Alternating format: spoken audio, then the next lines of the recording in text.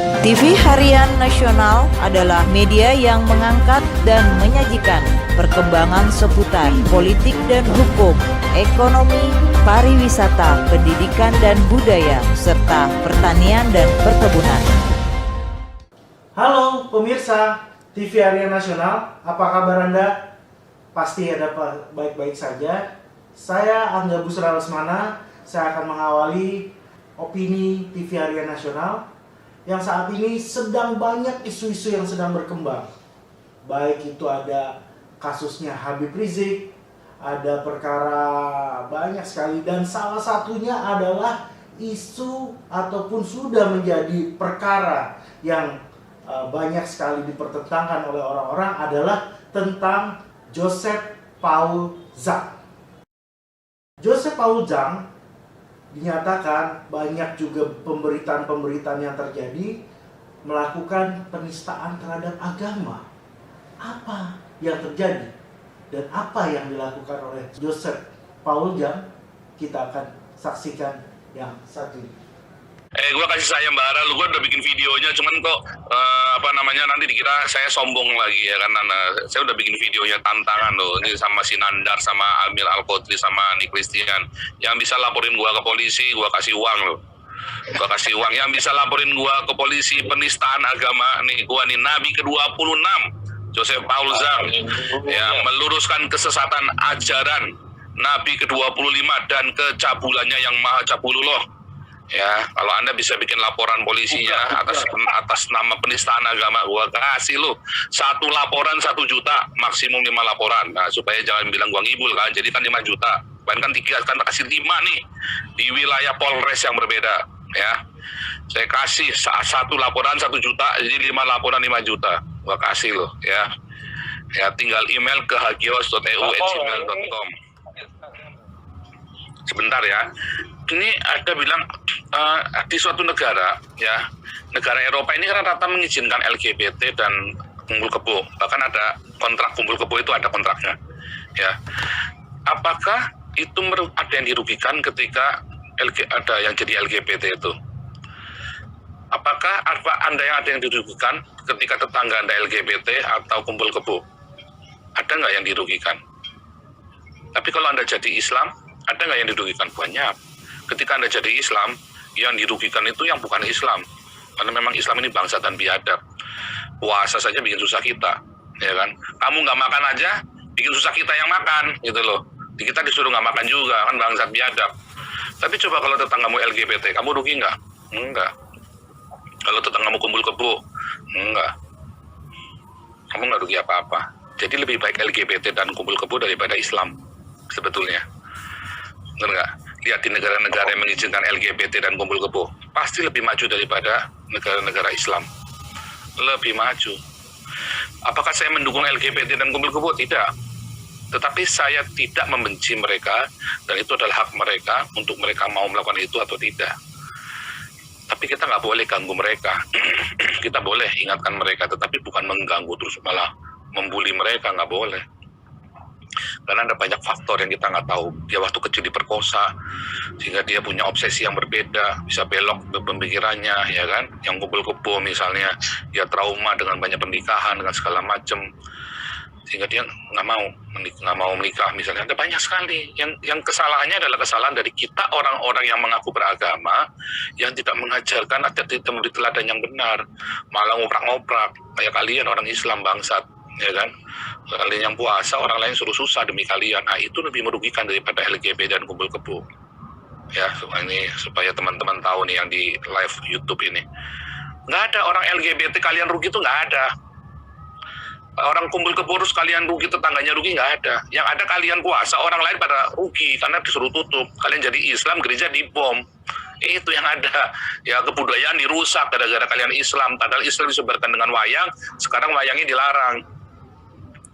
Ya, udah lumpingnya dilarang. Nah, itu yang rugi. Oh, saya mendukung Tukudami? Oh, enggak. Saya orang percaya dengan Tuhan Yesus, kita tidak boleh memanggil trans begitu. Tapi kita nggak berhak untuk melarang-larang orang. Nggak ada haknya. Kita boleh nasihati, kita boleh ingatkan, tetapi kita nggak boleh ngelarang-larang orang, apalagi sampai ngeludahin begitu. Hanya Islam aja yang begitu ya, di seluruh dunia itu cuma Islam aja yang melakukannya. Gitu ya. Baik, pemirsa TV Harian Nasional, kita sudah melihat tadi adalah tayangan atau rekaman video yang dilakukan oleh Joseph Paujang. Joseph Paujang ini adalah seorang berwarga negara Indonesia yang saat ini tinggal di luar negeri. Apa yang dia lakukan? Kata-kata apa yang dia telah ucapkan? Tadi dia sudah menyatakan bahwa dia menyatakan adalah Nabi ke-26. Jadi setelah Muhammad Rasulullah, dia adalah Nabi yang ke-26. Kemudian, apa yang dia katakan juga sudah menghina, beberapa kata-katanya melakukan penghinaan kepada umat Islam terutama. Beberapa pakar hukum khususnya, menyatakan bahwa yang bersangkutan ini sudah melakukan penghinaan terhadap agama atau telah memenuhi unsur 156A.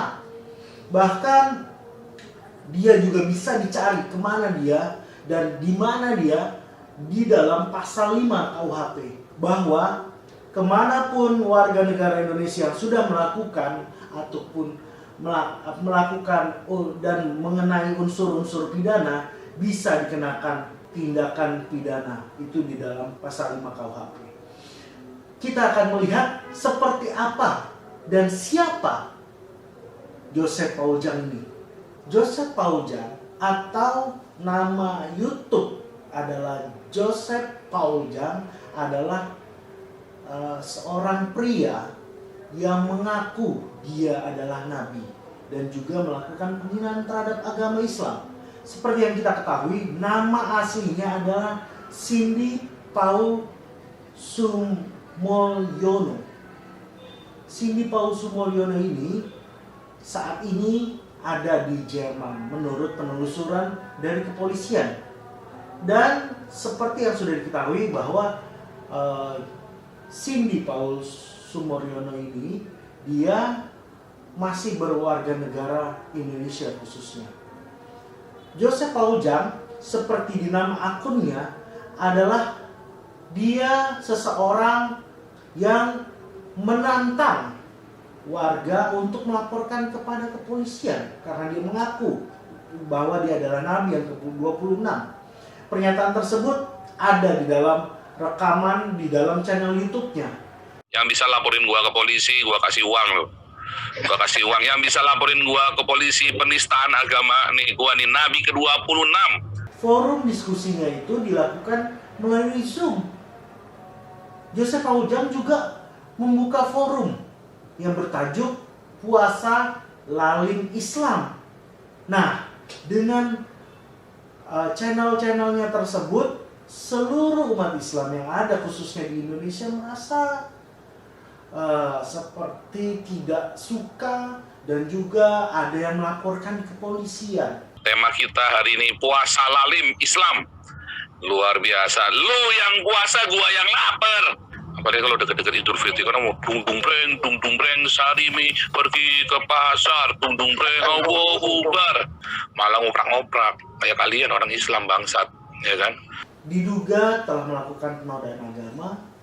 Dan penyelidikan ini juga dilakukan bahwa dia di Bareskrim Mabes Polri. Dan si Joseph Paujang ini ternyata pernah bertempat tinggal di Salatiga loh.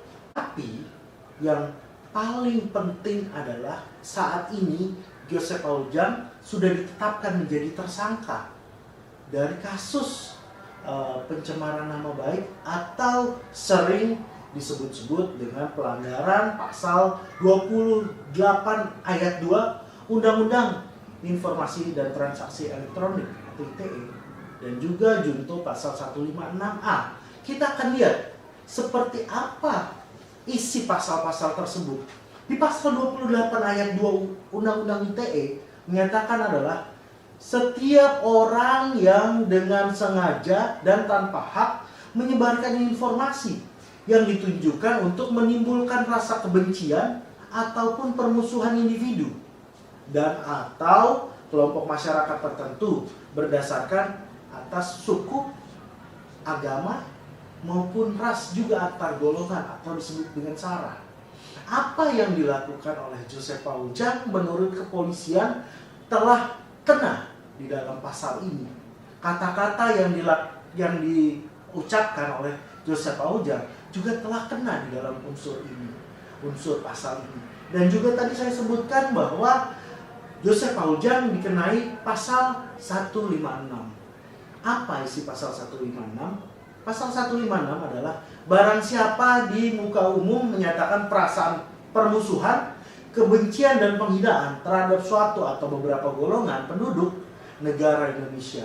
Nah, dari beberapa pasal-pasal tersebut, Bareskrim Mabes Polri telah menyatakan bahwa Joseph Paul-Jang sudah ditetapkan menjadi tersangka.